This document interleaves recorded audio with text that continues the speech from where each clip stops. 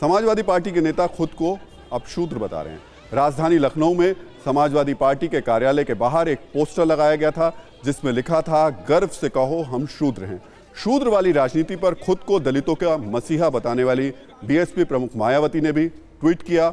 मायावती ने लिखा कि देश में कमजोर और उपेक्षित वर्गों का ग्रंथ रामचरितमानस और मनुस्मृति आदि ग्रंथ नहीं, बल्कि भारतीय संविधान होना चाहिए, जिसमें बाबा साहेब डॉक्टर भीमराव अंबेडकर ने इनको शूद्रों की नहीं बल्कि एससी, एसटी और ओबीसी की संज्ञा दी है।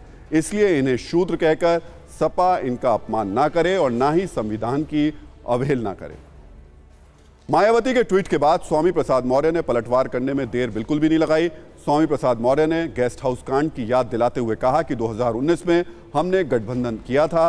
अगर मायावती ने अखिलेश की जाति की पीड़ा देखी होती तो ट्वीट नहीं करती।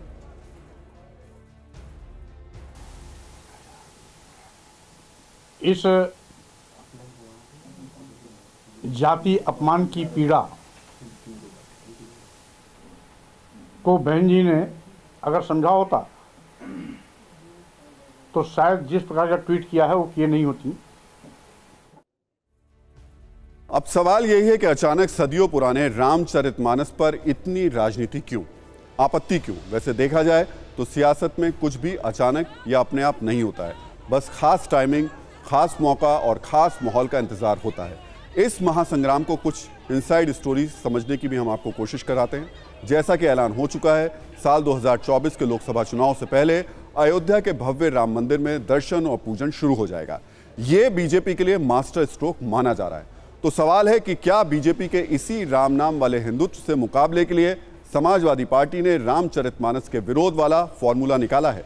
यूपी के चुनावी इतिहास में पन्नों को पलटकर अगर देखें तो आप भी समझ जाएंगे कि कैसे समाजवादी पार्टी बीजेपी के धर्म कार्ड को जातिवाद वाले कार्ड से टक्कर देने की कोशिश करती आ रही है।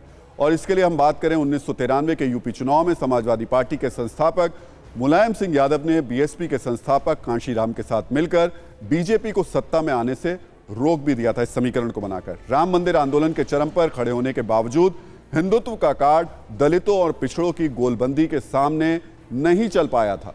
तो सवाल है कि क्या अखिलेश यादव भी अब इसी तरह दलितों और पिछड़ों वाले फॉर्मूले को फिर से आजमाने की तैयारी में हैं? क्योंकि अखिलेश यादव के आज के बयान में एक शब्द आकर्षण का केंद्र बना हुआ है और वो है शूद्र। वैसे एक सच ये भी है कि अखिलेश यादव भी सत्ता तक पहुंचने के लिए कई प्रयोग कर चुके हैं। अगर यूपी की राजनीतिक पाठशाला में अखिलेश यादव के प्रमुख प्रयोगों पर नजर दौड़ाएं तो पहला प्रयोग साल 2017 के यूपी विधानसभा चुनाव में कांग्रेस के साथ गठबंधन कर उन्होंने किया था, हालांकि सफलता नहीं मिली थी। दूसरा प्रयोग उन्होंने साल 2019 के लोकसभा चुनाव में बीएसपी से गठबंधन करके किया था, यहां भी उनको सफलता नहीं मिली। तीसरा प्रयोग साल 2022 के यूपी विधानसभा चुनाव में राजभर केशव देव मौर्य से गठबंधन उन्होंने किया, लेकिन यह प्रयोग भी अखिलेश को सत्ता के सिंहासन तक पहुंचाने के लिए काफी नहीं था। अब चौथा प्रयोग साल 2024 के लोकसभा चुनाव से पहले हो रहा है और रामचरितमानस के विरोध के नाम पर गैर यादव और पिछड़ों और दलित वोट में सेंध लगाने की वो कोशिश कर रहे हैं। और यही कोशिश इस वक्त बीजेपी के लिए बड़ी चुनौती भी बनी हुई है, क्योंकि ये ऐसा वोट बैंक है जिसमें अब इस मामले पर कुछ भी बोलते हुए बीजेपी के कई बड़े दिग्गज नेता बचते नजर आ रहे हैं। यूपी में जातीय आधार पर सरकारी तौर पर कोई लेटेस्ट आंकड़ा तो मौजूद नहीं है, लेकिन अगर अनुमानित आंकड़ों की बात करें तो ओबीसी यूपी का सबसे बड़ा वोट बैंक है। यूपी में 52% से भी ज्यादा ओबीसी के वोटर हैं। 43% वोट बैंक गैर यादव है। यही वजह है कि सभी राजनीतिक दलों का फोकस इस वोट बैंक पर रहता है। इसके अलावा यूपी में 20% से ज्यादा अनुसूचित जाति के लोगों की संख्या है। तो सवाल है, क्या समाजवादी पार्टी रामचरितमानस की चौपाई के बहाने ओबीसी और एससी, एसटी वोट बैंक को साथ लाने की कोशिश कर रही है?